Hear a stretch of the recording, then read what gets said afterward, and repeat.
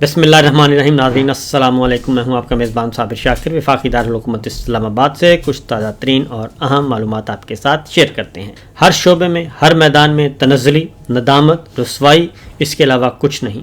اور ایک کھیل کی دنیا بچی ہوئی تھی. کھیل کی دنیا میں بھی بربادی ہی بربادی ہے. اس کی وجہ صرف اور صرف یہ ہے کہ اقربا پروری. اور چونکہ جب آپ یہ فیصلہ کر لیں کہ ہم نے سارا کچھ اپنے کنٹرول میں کرنا ہے، سب کچھ اپنے قبضے میں لینا ہے اور اپنے عزیز و اقارب کو جو ہے وہ ٹوپیاں پہنانی شروع کر دیں، ایک ٹوپی پھر دوسری پھر تیسری، تو پھر یہی انجام ہوتا ہے. جی ہاں بالکل. دبئی میں پاکستان اور بھارت کا میچ تھا اور کل تک بہت بڑی خبریں سنائی دی جا رہی تھیں. اور پی سی بی کے چیئرمین جو کہ پارٹ ٹائم چیئرمین ہیں، پارٹ ٹائم وہ وزیر داخلہ بھی ہیں، پارٹ ٹائم وہ خصوصی ایلچی بھی ہیں، پارٹ ٹائم وہ جرنلسٹ بھی ہیں، انہوں نے خبر سنائی، کل نویز سنائی کہ جناب کل ہم ٹیم فارم میں ہے اور کل سرپرائز آئے گا. پھر انہوں نے کہا کہ شائقین کو کل بڑا سرپرائز ملے گا. یہ خبریں بریکنگ نیوز کے طور پر چلائی گئیں. پھر انہوں نے ایک اور بات بھی کی. انہوں نے کہا جی کہ دیکھیں ٹیم ہارے یا جیتے ہم تو کھیل کے ساتھ ہیں. تو یہ ساری کی صورتحال کل تک یہ چل رہی تھی اور آج جب دبئی کے میدان میں میچ ہوا تو وہ بڑے برے طریقے سے ہم ہارے اور ہماری ٹیم جو ہے وہ 50 اوور بھی نہ کھیل سکی. اور اس کے ساتھ ساتھ جو بھارت نے 42.3 اوور میں اپنا سکور بآسانی پورا کر لیا، یعنی پورے 8 اوور پہلے. تو یہ تو ہے ہماری کارکردگی. اور اس میچ کو دیکھنے کے لیے قومی خزانے سے کون کون گیا تھا یہ ہمارے سامنے چہرے نظر آ رہے ہیں. اسپیکر پنجاب اسمبلی موجود ہیں، نقوی صاحب موجود ہیں، محسن نقوی صاحب، ساتھ بھٹو فیملی موجود ہے، وہ بھی دیکھ رہی ہے. وی آئی پی انکلوجر ہے اور وی آئی پی انکلوجر میں وہ دیکھ رہے ہیں. اس کے ساتھ ساتھ کچھ ہمارے جرنلسٹ بھائی بھی ادھر گئے ہوئے تھے اور وہ تصویریں بھی نمایاں ہیں. اور نجم سیٹھی صاحب موجود ہیں، محسن نقوی صاحب موجود ہیں، سہیل وڑائش صاحب موجود ہیں. یہ دیکھ رہے ہیں، میچ بھی دیکھ رہے ہیں. اور اس سے پہلے ایک اور کام دیکھا گیا کہ ایک اشتہاری مہم چلائی گئی، ٹک ٹاکر نے بنائی اور اس میں ان کو کہا گیا، ان کو ہیرو کے طور پہ دکھایا گیا. وہ ایڈ آپ دیکھ چکے ہیں. تو اس میں بھی انہوں نے مریم صاحبہ کو خاص طور پہ دکھایا گیا جناب کہ مریم صاحبہ جہاں جائیں گی تو فتح ہی فتح کے جھنڈے گاڑ دیں گی. پھر نواز شریف صاحب کی تصاویر سوشل میڈیا پہ کرکٹ کھیلتے ہوئے کی وائرل ہونا شروع ہو گئیں اور ان کو وائرل کرنے کی کوشش کی گئی. تو یہ سارا ماحول ایک بنایا گیا خاص طور پہ. لیکن جب میدان میں ٹیم اتری تو اس ٹیم نے کافی ہماری کہنا چاہیے بربادی کا سما، ندامت. اور اس میں سب سے اچھا جو تبصرہ ہے جی وہ پروفیسر محمد حفیظ صاحب کا ہے. وہ ذرا سنیے کیا کہہ رہے ہیں. سب سے پہلے تو وہ بڑا ہی مطمئن اسمگلر کی طرح لیٹا ہوگا، سویا ہوگا جس نے یہ ٹیم بنائی ہے. مصیبت ہم لوگوں کو ڈالی دی ہے کہ ہمیں سمجھ نہیں آ رہی کہ یار اوپنر کون ہے، تین پہ کون ہے، بالر کون ہے. تو ان کو سلوٹ ہے. تو یہ حفیظ صاحب ہیں. انہوں نے کہا کہ کوئی اسمگلر کی طرح لیٹا ہوگا جس نے یہ ٹیم بنائی اور جس نے یہ سارا بربادی کیا. اس کی وجہ صرف ایک ہی ہے جناب کہ جب آپ ہر جگہ پہ اپنی اقربا پروری کریں گے تو اقربا پروری کا نتیجہ یہ نکلے گا. اب آتے ہیں تھوڑا سا امن و امان کا حوالہ اور پولیٹیکل وکٹمائزیشن جو چل رہی ہے وہ کچھ مناظر آپ کو میں دکھانا چاہ رہا ہوں تاکہ آپ کو اندازہ ہو سکے کہ انہی وزیر داخلہ کیونکہ اور یہی مریم سرکار، یہی نقوی سرکار یہ کیا کر رہے ہیں. کل ایک میٹنگ کی گئی تھی منڈی بہاؤدین میں جی اور ورکرز کنونشن تھا. ورکرز کنونشن میں جو مناظر ہمیں دیکھنے کو ملے، چودھری محمد نواز پنجوتھا حلقہ پی پی 43 منڈی بہاؤدین کی رہائش کا اور ڈیرے پر جو توڑ پھوڑ کی گئی وہ ذرا مناظر آپ کو میں دکھاتا ہوں. یہ مناظر آپ دیکھ رہے ہیں آپ کہ کس طریقے سے ان کے گھر میں حملہ کیا گیا، پولیس گردی کی گئی اور bedroom, drawing room, dining room, T V room, بچوں کے کھلونے، کرسیاں، فرنیچر سب کچھ توڑ تاڑ کر کے یہاں سے جناب وہ نکل گئے اور لوٹ مار بھی کی. یہ ہے صورتحال پولیٹیکل وکٹمائزیشن کا. یہ کام ان کو بہت اچھا آتا ہے. جہاں پہ تباہی کرنی ہے، اپنے شہریوں کے گھروں کو توڑنا ہے، اپنے ہی ماؤں بہنوں بیٹیوں کی بے حرمتی کرنی ہے، یہ کام ان کو بہت اچھا آتا ہے. یہ پیچھے سارے مناظر آپ دیکھ رہے ہیں جو کچھ ہو رہا ہے. شیشے ٹوٹے ہوئے ہیں، پردے کھینچے ہوئے ہیں، کرسیاں ٹوٹی ہوئی ہیں، چارپائیاں ٹوٹی ہوئی ہیں اور واش بیسن تک کو توڑا گیا. باقاعدہ طور پہ ایسے ہے جیسے کسی کوئی دشمن فورس آتی ہے کسی دشمن ملک میں تو وہ تباہیاں مچاتی ہے. تو یہ کام انہوں نے کیا ہوا ہے. ایک اور میں آپ کو دکھاتا ہوں, یہ چودھری محمد نواز تھے, اور اس کے بعد جو اگلا ہے جی وہ میجر ریٹائرڈ ظفر گوندل صاحب کے گھر کے مناظر ہیں. یہ آپ دیکھ لیں, یہ ان کے گھر کے مناظر ہیں, اور یہ ساری تصویریں, گاڑیاں ٹوٹی ہوئی نظر آ رہی ہیں, اور یہ ساری کی ساری چیز آپ دیکھ رہے ہیں. گاڑیوں کے کیا حال کر دیا ہے, ڈرائنگ روم ان کا بھی یہی حال ہے. یہ ذرا دیکھیے, ان کی بھی فوٹیج دیکھ لیجئے کہ اس وقت کیا صورت حال ہے. ہر چیز جو ہے وہ بکھری پڑی ہے, اور یہ آپ دیکھ رہے ہیں, ذرا دیکھیے گا کہ کیا حال ہے.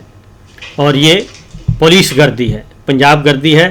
اور کچھ دن پہلے ہی مریم صاحبہ نے کہا تھا کہ جناب میں تو حلف اٹھا سکتی ہوں کہ میں نے نہ کسی کو اٹھوایا نہ کسی کو گرفتار کروایا.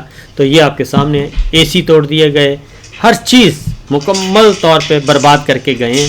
اور یہ پولیٹیکل وکٹمائزیشن کا ایک منظر ہے, یعنی کہ واش روم تک توڑ دیے گئے, اور یہ سب کچھ کیا گیا. جبکہ حقیقت کہتے ہیں کہ جی ہم نے باقاعدہ طور پہ ڈپٹی کمشنر کو درخواست بھی دی تھی, اور اس کے بعد یہ سارا کچھ کیا تھا.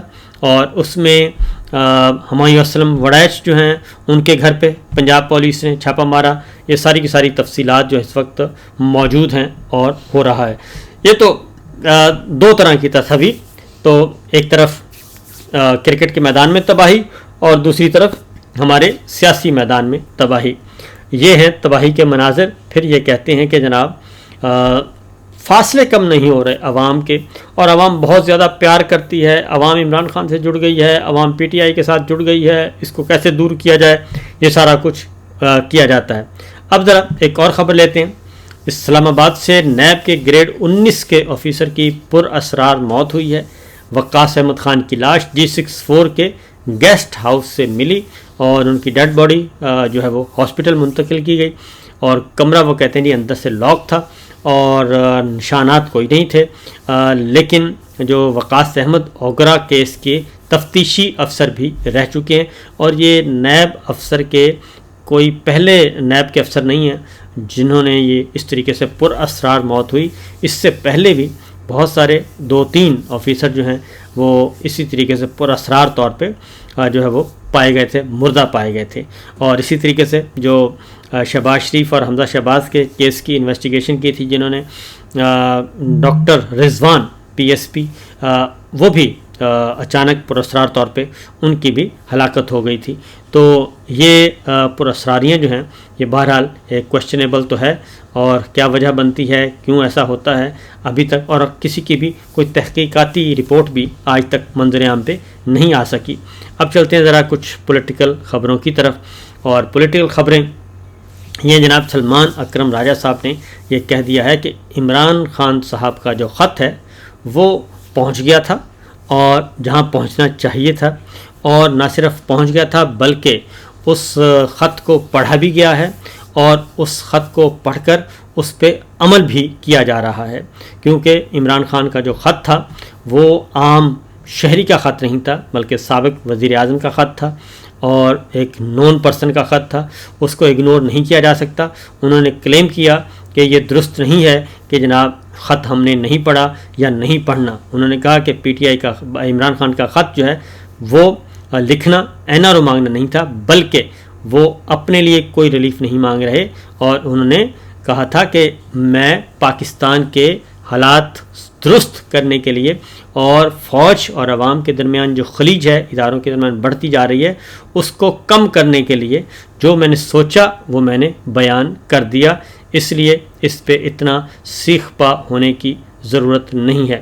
دوسری جانب جناب ایک خبر ہے, امریکہ نے یہ آفر کی تھی کہ شکیل آفریدی جو کہ ایبٹ آباد آپریشن کے سلسلے میں گرفتار ہیں, پاکستان کی جیلوں میں موجود ہیں, ایبٹ آباد آپریشن اسامہ بن لادن کا, اس کی اطلاع شکیل آفریدی نے دی تھی, اور ان کی رہائی کے بدلے میں ڈاکٹر عافیہ صدیقی جو ہیں وہ رہا ہو سکتی ہیں, یہ آفر کی گئی تھی.